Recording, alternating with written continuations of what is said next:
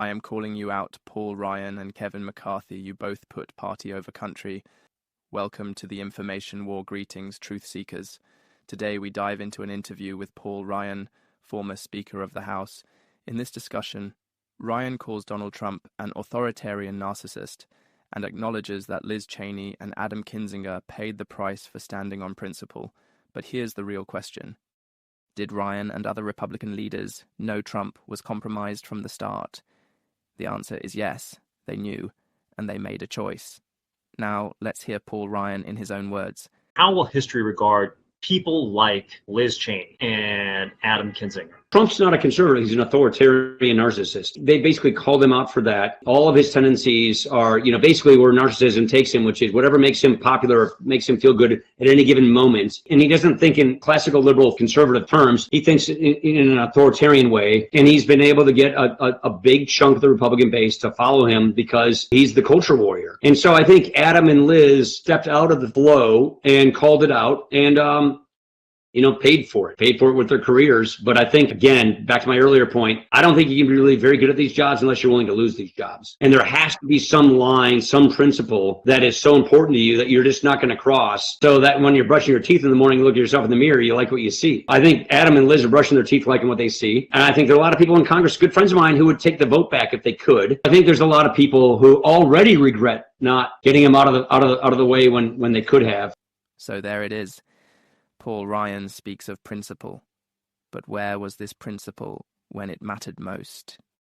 Let's go back to 2016, a conversation behind closed doors.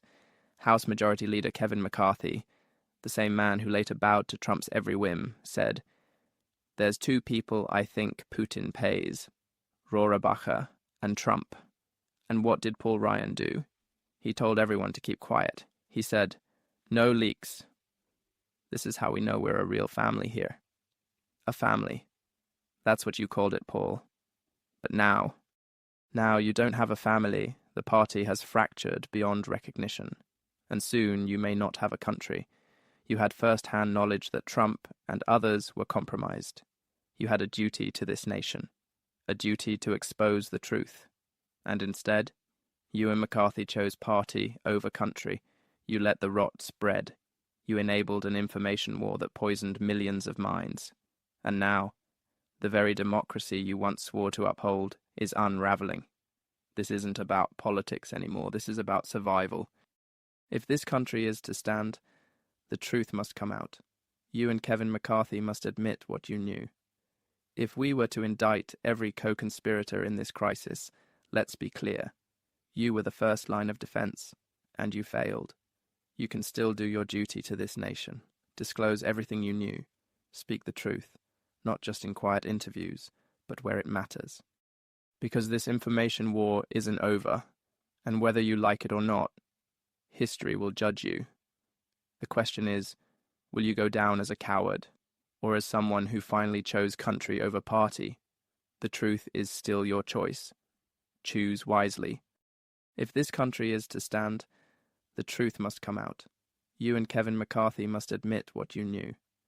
If we were to indict every co-conspirator in this crisis, let's be clear. You were the first line of defense, and you failed. You can still do your duty to this nation. Disclose everything you knew. Speak the truth, not just in quiet interviews, but where it matters. Because this information war isn't over, and whether you like it or not, history will judge you.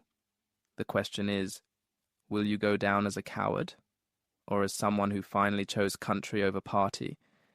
The truth is still your choice. Choose wisely.